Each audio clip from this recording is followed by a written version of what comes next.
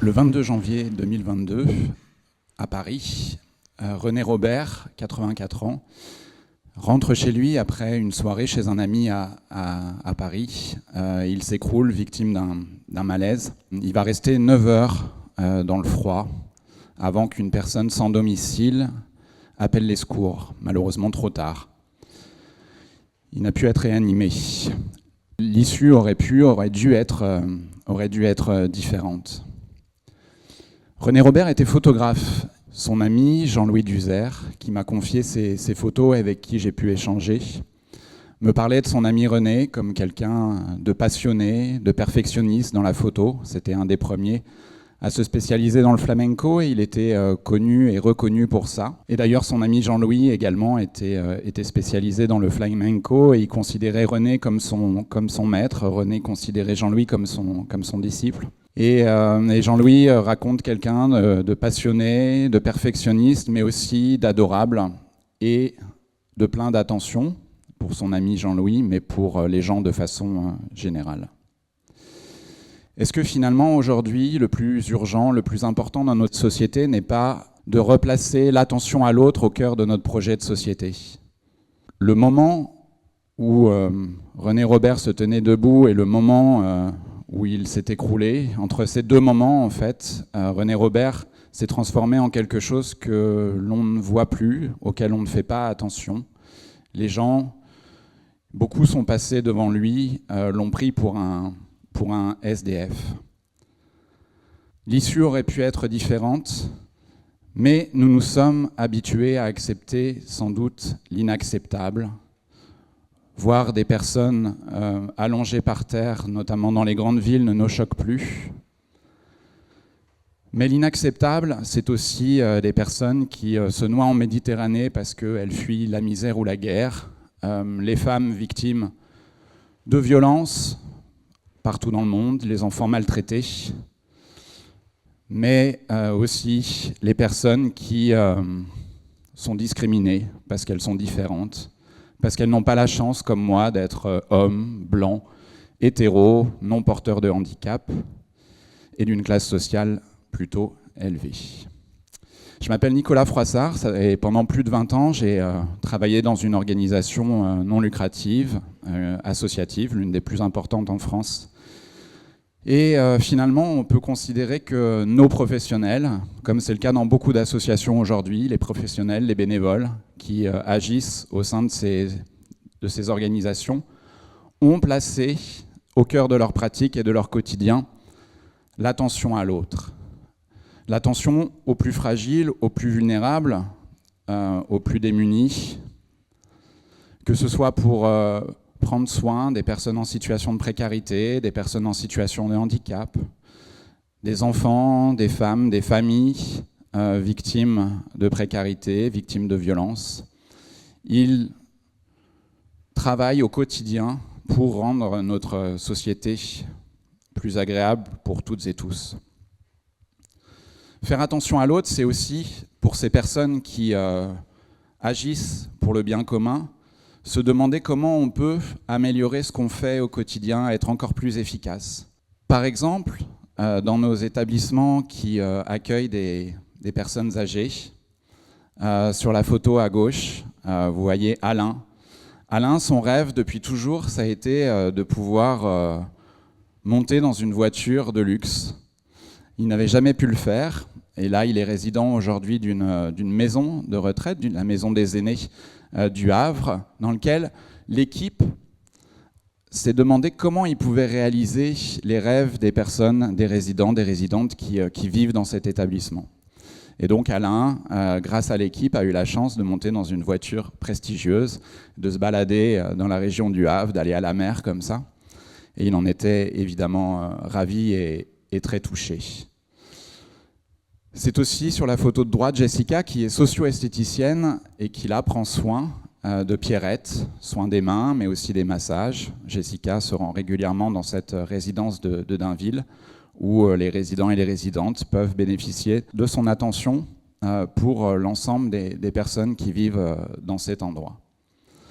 Ça peut être aussi dans les crèches faire en sorte que les enfants qui sont en situation de handicap grandissent avec les enfants qui ne sont pas en situation de handicap. Malheureusement, c'est parfois très cloisonné. Nos professionnels ont fait en sorte que ce soit possible. Et on voit bien à quel point ça peut être riche pour chacun des publics, pour chaque enfant, mais aussi pour les professionnels qui travaillent dans ces établissements et pour les parents, évidemment. Dans ces mêmes crèches, on affecte en priorité une place aux mamans célibataires au chômage, parce que quand on est maman et qu'on est célibataire et qu'il faut trouver un emploi, s'il n'y a pas de solution de garde, c'est évidemment très, très difficile. Faire attention à l'autre, c'est aussi, pourquoi pas, parrainer, comme j'ai la chance de le faire avec l'association Parrain par 1000. Moi, depuis plusieurs années, j'accompagne Lamine, qui est venu d'Afrique alors qu'il était encore mineur. Il considérait que c'était pour lui une question de survie de fuir son pays. Et je l'accompagne dans ses choix d'abord scolaires, puis professionnels. Il est aujourd'hui menuisier. Je l'ai aidé à trouver un travail. Il est épanoui aujourd'hui dans la petite entreprise, dans la petite PME dans laquelle il travaille en région parisienne. Ça a sans doute été utile pour lui, mais ça a été aussi très utile pour moi. C'est-à-dire que j'ai eu la chance de découvrir une culture que je ne connaissais pas, de découvrir qu'il parlait plus de langues que moi, de découvrir évidemment l'horreur du parcours migratoire et aussi de comprendre pourquoi à un moment donné des personnes décident de tout quitter et de risquer leur vie pour un ailleurs qu'ils espèrent meilleur. Parrainer Lamine me permet aussi, chaque jour, de comprendre quelles sont les discriminations ici en France dont il peut être victime. Le défenseur des droits s'appuie sur de nombreuses études pour rappeler qu'en France, des millions de personnes sont impactées par leurs origines et elles sont discriminées en raison de leurs origines. Ça reste un problème massif dans notre pays. Il faut s'intéresser, surtout quand on a la chance de ne pas subir de discrimination, il faut s'intéresser à ces situations, comprendre pourquoi des groupes de population peuvent être victimes d'exclusion, de discrimination. Il y a aujourd'hui beaucoup d'études, de chiffres, de data. Je pense qu'on a chacun et chacune la responsabilité de s'intéresser à ces sujets. Par exemple, sur la question de l'égalité femmes-hommes, 37% des femmes ont connu une situation de non-consentement. En France, 120 féminicides par an. Et malgré ça, 20% des hommes de 25-34 ans pensent qu'une femme agressée sexuellement peut en partie en être responsable.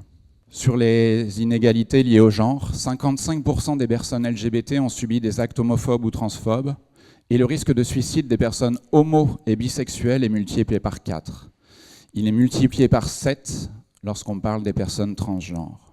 12 millions de personnes sont en situation de handicap, et c'est le premier motif de discrimination. 20% des réclamations adressées aux défenseurs des droits le sont pour un motif lié à un handicap. C'est énorme. La précarité, évidemment, 300 000 personnes vivent dans la rue, 9 millions de personnes vivent sous le seuil de la pauvreté. Et puis on nous annonce, vous le savez, 260 millions au bas mot de déplacés climatiques en 2030. Sur le sujet du climat, j'ai la chance et l'honneur depuis quelques temps, récemment, de prendre la direction d'une association qui s'appelle la Fresque du climat. Elle a créé une nouvelle pédagogie qui permet à plusieurs personnes en même temps de découvrir des chiffres, des données et de comprendre quelle est la situation dans le domaine justement du climat pour pouvoir trouver ensemble des solutions, comprendre pour agir. Le nombre de personnes qui m'ont dit ces dernières années que la fresque du climat les avait transformées. Je pense qu'aujourd'hui, c'est l'enjeu majeur, c'est de comprendre pour agir. Et cette fresque du climat, elle a donné naissance à 80 fresques ou projets de fresques dans le domaine environnemental, mais aussi sur la question de l'égalité femmes-hommes, sur l'égalité des genres, sur la diversité, pour comprendre les migrations, sur tous ces sujets qui aujourd'hui sont fondamentaux et qui nous permettraient, si on se met tous et toutes en mouvement, de changer les choses en mieux, beaucoup plus rapidement. Parce qu'une fois qu'on a compris un problème, on peut se mettre en mouvement. C'est difficile d'attaquer un sujet complexe quand on n'a pas compris l'ampleur de ce problème. Beaucoup comprennent un problème à un moment donné et se mettent en mouvement. Par exemple, Pierre-Yves Loaec, sur la photo de gauche, qui est un entrepreneur à Nantes, a fait attention à ce qui l'entourait. Il a compris effectivement qu'il y avait un problème avec la grande précarité, beaucoup de personnes, de familles qui vivent à la rue, qui sont dans des situations très, très difficiles. Et il s'est dit, mais je suis entrepreneur, j'ai une entreprise, la nuit, il n'y a personne, mes salariés ne sont pas là, pourtant c'est chauffé. J'ai un point douche. Est-ce que si je travaillais avec une association du secteur social, on n'arriverait pas peut-être à faire quelque chose, à héberger une personne sans domicile? Et il l'a fait. Un de ses premiers invités, il parle d'invités quand il parle des personnes qui sont accueillies dans son entreprise, Souleymane Diarra sur la photo. Et puis ça a donné une association qui s'appelle les Bureaux du Cœur, et aujourd'hui une centaine d'entreprises accueillent une personne en situation de précarité chaque nuit dans leurs locaux. À droite, Élodie d'Andrea et Louis de Ransard, il y a un peu plus de 7 ans, sont devenus parents d'une petite fille qui s'appelle Andrea, qui est lourdement handicapée. Et Élodie et Louis ont découvert ce que c'était que le quotidien, la vie des aidants. C'est très lourd, évidemment, et c'est peu de repos, peu de répit. Alors ils ont décidé de créer des gîtes. Ils ont déménagé, ils étaient à Paris, ils ont déménagé dans la région Hauts-de-France. Et aujourd'hui, ils ont créé plusieurs gîtes qui permettent à des proches, à des aidants, de venir se reposer et de souffler avec leur enfant en situation de handicap ou avec une personne en tout cas dépendante. Et l'équipe autour de Louis et d'Élodie va prendre soin de tout ce petit monde et va permettre aux parents, par exemple, de souffler un peu, de bénéficier, de profiter des activités, d'aller faire un tour pendant que leur proche sera bien accompagné. Il y en a beaucoup des héros et des héroïnes du quotidien. Avec des amis, pendant le premier confinement, pendant les applaudissements à 20h pour les soignants, on s'est dit que c'était formidable, mais que évidemment ça n'est pas forcément duré très longtemps et qu'il faudrait trouver une initiative pour continuer à faire en sorte que les héros, les héroïnes du quotidien, on en parle et qu'on les valorise, qu'ils soient davantage reconnus. Et ça a donné l'initiative Dénonce tes héros et Dénonce tes héroïnes, parce qu'il y a beaucoup de dénonciations sur les réseaux sociaux. Les gens passent leur vie à dénoncer tout et n'importe quoi. Il faut continuer sans doute à dénoncer ce qui ne va pas. Mais à ces personnes qui simplement agressent, insultent des personnes qui pensent différemment d'eux, on avait envie de leur dire, écoute, détends-toi un peu et dénonce plutôt tes héros.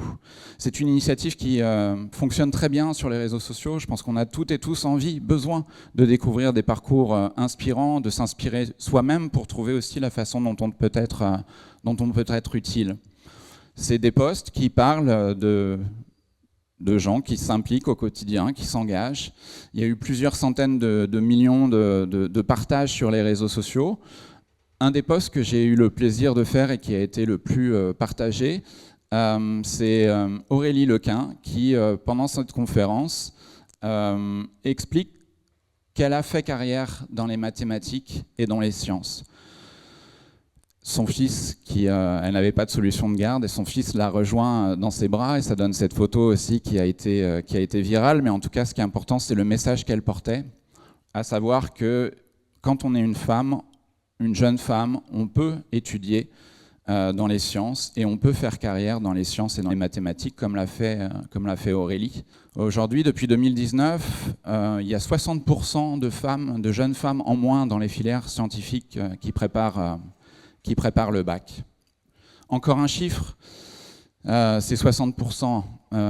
Mais je pense, pour conclure, qu'il est important justement de découvrir, de se renseigner sur ces chiffres, sur ces données, sur cette data qui est disponible et qui nous permet de comprendre quelles sont les situations d'exclusion et de discrimination que subissent des catégories importantes de la population. Et une fois qu'on a compris le problème, on peut se mettre en mouvement et trouver la façon d'être utile et d'agir.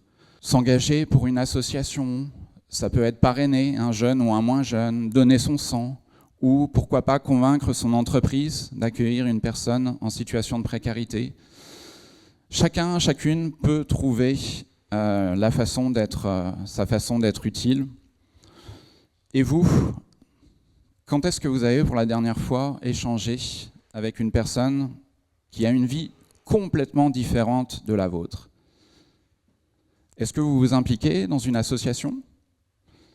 Est-ce que vous avez des héros et héroïnes du quotidien?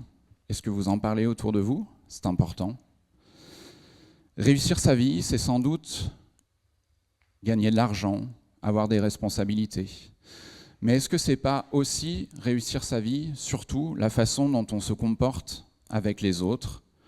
C'est proche évidemment, mais avec l'ensemble de la société. Réussir sa vie, est-ce que c'est pas simplement être attentif à tout ce qui nous entoure? Parce que le manque d'attention, finalement, nous condamne tous. Souvenons-nous de René Robert. Merci.